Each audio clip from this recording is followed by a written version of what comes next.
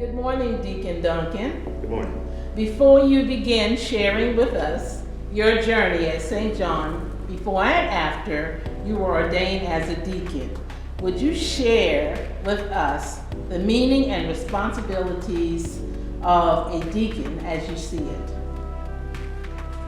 Well, when I was ordained as a deacon, they told us our main job was to assist the pastor. And that's what we did. I was ordained under the Reverend Roscoe C. Wilson, Sr. And he said our job was to assist the pastor, not insist to the pastor.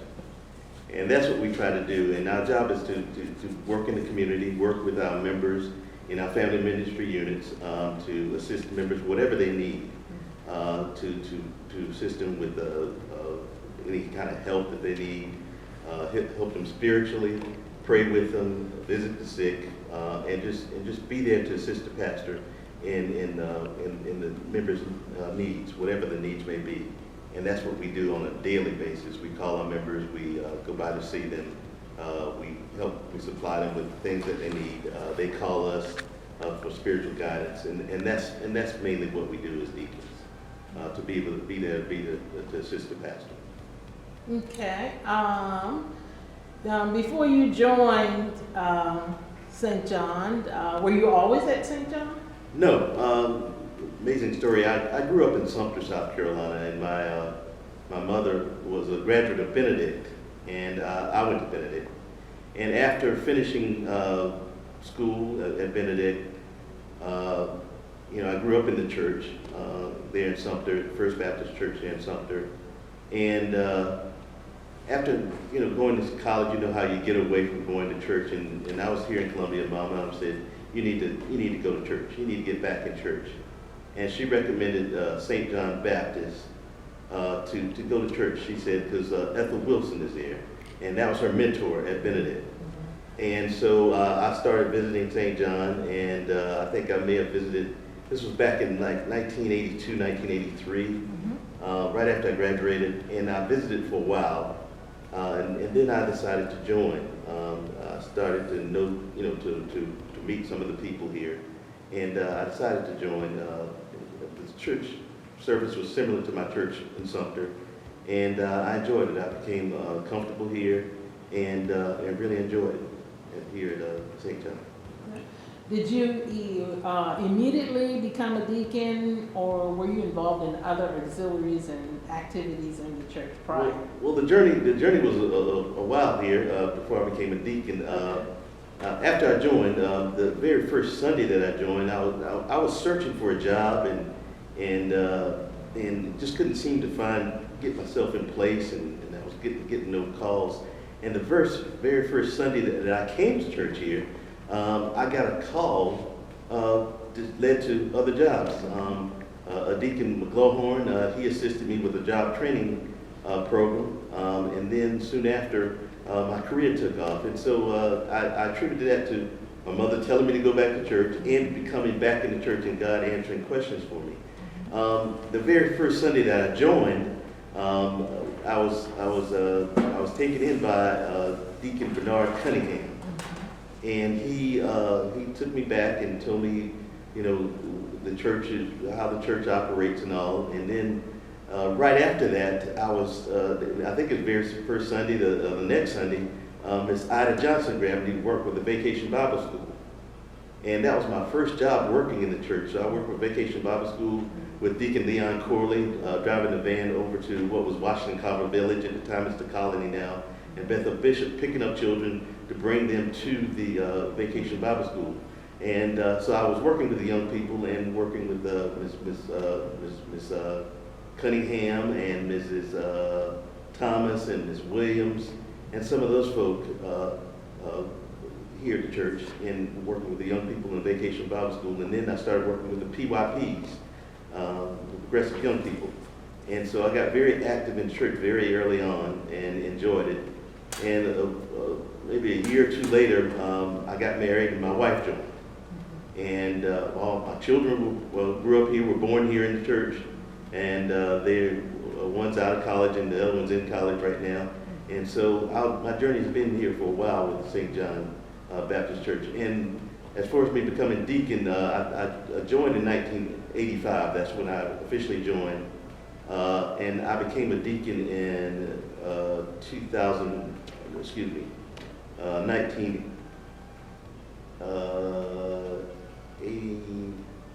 trying to remember, 1990, I became a deacon. And alongside Deacon Donald Gist, we were the only two ordained by Reverend Wilson back in 1990. And so that's how where my journey began with this church. Okay. You've already mentioned so far many people who encouraged you along the way. Is there anyone else like you'd like to mention? Oh, there's so many. Yeah. There's so many, and a lot of them have gone on. Miss Elizabeth Smith, Deacon McCardell, Cole McCardell, Deacon Corbett, he's gone on. Deacon Kimpson has been like a father to me. I tell many people that he treats me just like his sons. When he gets angry with me, he lets me know.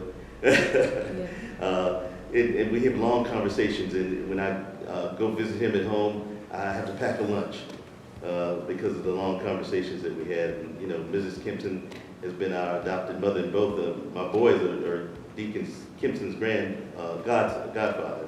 So they've been like a family to us. You know, there's so many people, you know, I talked about Miss Davenport. When I came here, she became very friendly with me and became good friends with her and Deacon Davenport. So there's so many people I can mention. Deacon Carl Rogers, Deacon Leon Corley. All these gentlemen. One that I really want to mention is Deacon Poole, who was the chairman of the deacon board when I first came on. And I remember Deacon Poole always bringing us together. He had something called the Junior Deacons organization, and he would bring young men together and teach them the duties and responsibilities of being a deacon. And we would go to his house, and he would give homework, and you had to bring your homework back, and you had to be prepared because he would want presentations from over his house. And the thing about Deacon Poole, he was sick for a long time, but he still remained chairman. He was the best dressed man that I can remember in this church. And he would wear his cologne, and if you were anywhere close to him, you smelled that cologne for a while, because Deacon Poole wore so much of that cologne. But there's so many people I could name one after another. You know, Miss Dreer and all those folks. So just there's many. Okay, and I've heard many experiences of blessing that you received while you were here, such as from Deacon McLaughlin and helping you to get the job that you want. What other experience of blessing that stands out in your mind that impacted your life as a person, as a father, as a husband, and even in your career? Yes, Reverend Roscoe C. Wilson. He was very impactful. He was always praying for me. And one thing that I remember him doing when my mother got extremely sick, he prayed, and I said, Reverend Wilson, I need my mama a little longer. She was in stage 4 cancer, and he prayed, and she lived another 18 months. So with our prayers along with his, that really impacted me. There's lifelong friends that we've developed here at this church. I do want to mention something else about Deacon Kimpson. When I got here, I was early in my career. I really wasn't at the level that would be at the level of supervision. And Deacon Kimpson was in the governor's office at the time, and I just admired him and the work he did, and I was in state government. But little do you know that the way God puts people together, I ended up being in the governor's office 4 times after that, and most recently, within the last month, they moved the agency that I lead into the governor's office, under the governor. And so this is my 4th trip under the governor's office, and I learned so much from Deacon Kimpson, from traveling around the state. When he would go on speeches, he would ask me to drive for him, and I would drive, and he would just teach me and help me develop over the years. And that's something that I know God put us together. And so you just don't know how God puts people in your life, to develop you, to bring you to where He wants you to be. So that's one experience. And JT and Blowhorn, who helped me with my first job, we have lunch before COVID started. We used to have lunch at least once or twice a week. So there's lifelong friends and professionals and spiritual leaders that here in this church that really affected me. Okay, and how do these spiritual leaders or being involved in the activities of the church and impact your life as a father? We have great family men here, and I mentioned a few of them. You know, Carl Rogers, who has 6 or 7 children, who helps us. Many of us younger men at the time tell us about parenting. Again, Deacon McLaughlin and Deacon Kimpson, who has 3 boys, and I have 2 boys. And so they help you understand what you go through as a father, as a parent, in developing young men to be great, successful young men. And even as a husband to right. And one thing that I admire about the women in this church, and that I hope if I get there, they take care of their husbands, even when they get sick. People like Miss Poole, Miss Kimpson right now, I mean, I can go through one after another, how they took care of their husbands when they got into years when they were aging and becoming sick. So I just admire the relationships the husbands and wives have in this church, in the companionship. Yes. Okay. You mentioned your great relationship with Pastor Wilson, but now we have Pastor Graham. What is your relationship with Pastor Graham? When and where, and how did you meet him? Okay, that's another journey of God with that also. Pastor Wilson was a student of my mother at Morris College. And if you listen to this, my mother, Ethel C. Wilson, was a mentor to my mother. And so I remember when Pastor Graham was in undergrad school at Morris, and my mom said, I want you to come meet this young man. I just didn't have any interest in doing so. And I never met him. I didn't meet him. And I remember saying it on 3 or 4 occasions. And so when after Reverend Wilson retired and we had another pastor here, the relationship didn't work out as well as it could have. And we were looking for a pastor again. At that time, Pastor Graham had already gone to graduate school. So I picked up the phone when we were going through the search, and we were going through the search about 2 years, and I called Dr. Richardson at Morris College, who was also a mentee of Ethel C. Wilson. And I called Dr. Richardson, and Dr. Richardson and Reverend Wilson were close friends in college. And so I called Dr. Richardson and said, you know, we're looking for a pastor. Do you have a recommendation? And he mentioned Jamey Graham's name, and the name sounded familiar. So I called my mom. I said, do you know Jamey Graham? And she said, yeah, that's the young man I wanted you to come meet when she was in my class. And so we ended up calling Reverend Graham, and it was the day before he was finishing graduate school.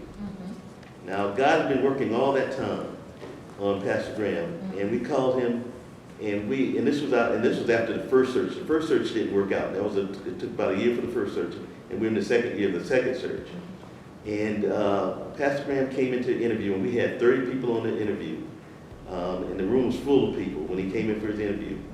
And because of his humble spirit, his godlike manners, his pastoral heart, he won the hearts of every individual in that room, all 30 of them. Also, when it came to vote in the church, he had 80% of the people voting for him. So that's almost unbelievable, you know, during this time of getting that kind of support where people see the Spirit of God in you and in the relationship. Now, that story is very similar to Reverend Wilson's story when I heard that when they brought Reverend Wilson here back in, when was it, 1948, that he was a student at Benedict. And they said they pulled him out of his bunk bed. That's the way the story goes. Now, I'm not sure how true that was. Pulled him out of his bunk bed to bring him here to preach. So Reverend Wilson was in school and finishing school. Same thing with Dr. Graham. He was finishing school, graduate school at the time, and we brought him here.